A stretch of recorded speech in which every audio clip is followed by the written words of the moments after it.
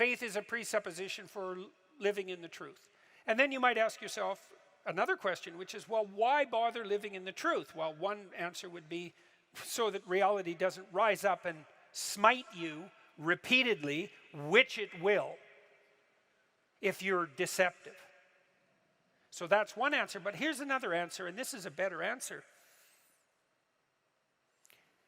People ask themselves all the time, what's the purpose of life? And there's a variety of answers to that. There's no purpose. We're just atoms on a dust mote at the edge of a rather reprehensible corner of the cosmos, and we exist for a moment and we're out, and that's that. Or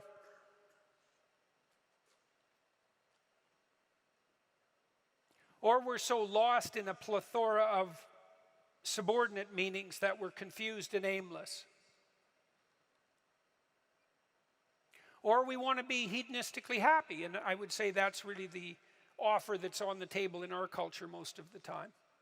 It's like, well, I just want to be happy. And people will say that to you. It's a slogan. It's the most common slogan of our time, I would say, and it's such a preposterous slogan. It's like, what do you mean just? You just want to be happy.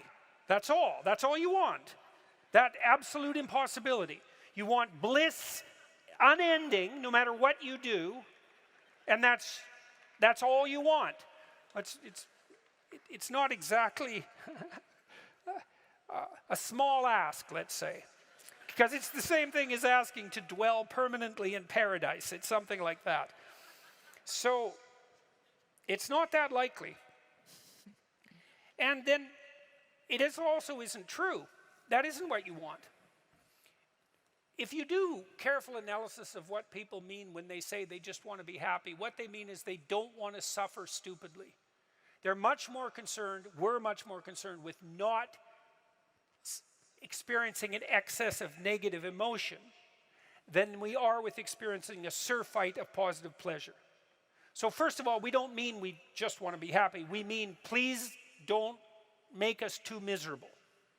And fair enough, that's reasonable. But then even on the happiness front, even on the absence of misery front, that's not true. One of the things Dostoevsky pointed out in Notes from Underground, which is so bloody brilliant, he was criticizing the idea of materialist utopia.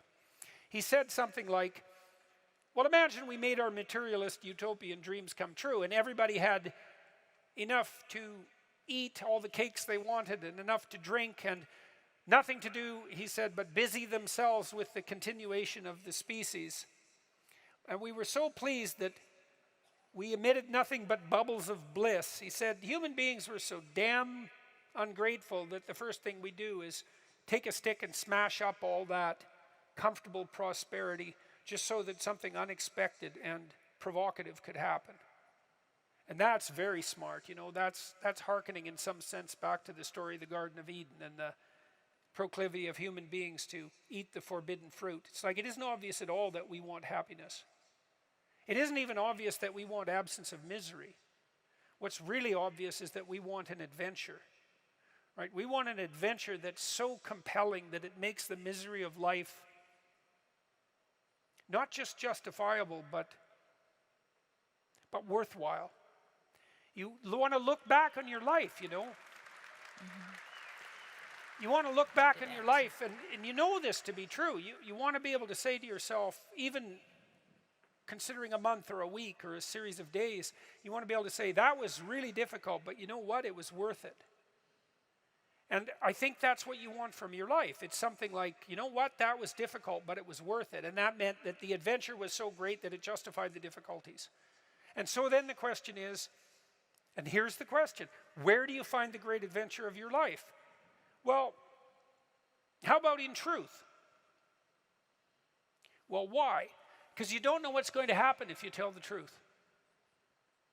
It's a mystery. It's going to lay itself out for you. And so that's an adventure because you literally do not know what's going to happen. You have to let go of knowing what's going to happen.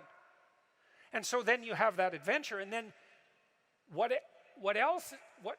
is also the case is that it's you that's having the adventure, right? Because if what you're doing is living in truth, That's you. That truth is you. And so that means that whatever happens when you tell the truth is your adventure. And then you think, well, I'm using deception. It's like, well, maybe you are, but maybe deception is using you. And then maybe it's the spirit of deception that's having the adventure of your life. And then you might ask yourself, well, why are you so miserable and unhappy? And the answer would be, well, the spirit of deception is having the adventure of your life. You're not even there. Because if you're not living in truth, you're not there. Obviously, what's there is the spirit of deception. And you might think that's your deception, but I would be very careful about thinking that, because there have been centuries of meditation on the nature of the spirit of deception.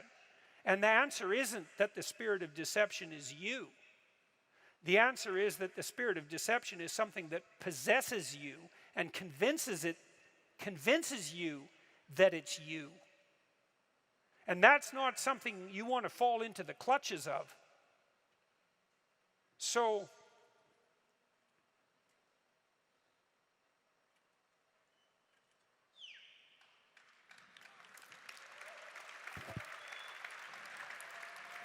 now you have to tell me the question again. I'm certain you answered it. This was about teenagers. Oh, yes. Well,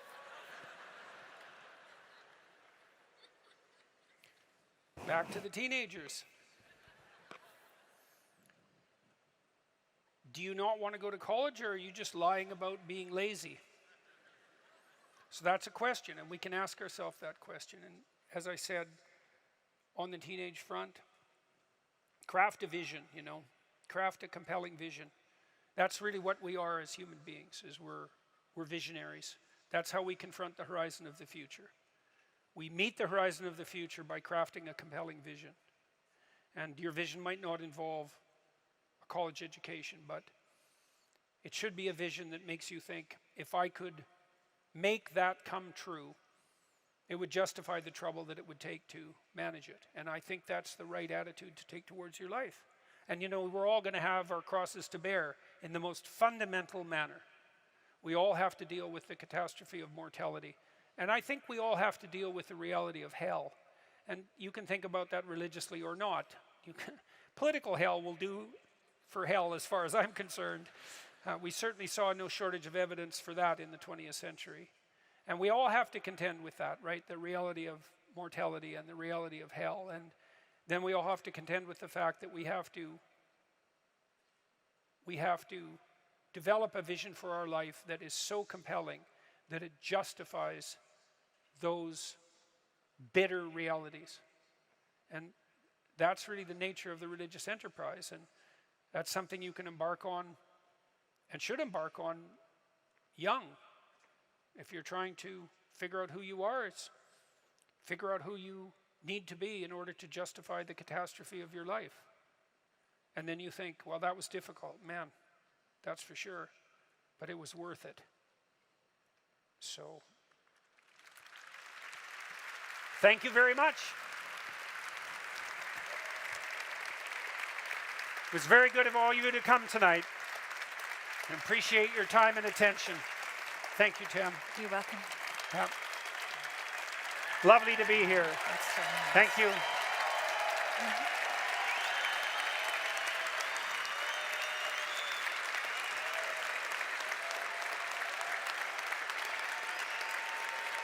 Thank you all. Yeah. Good night.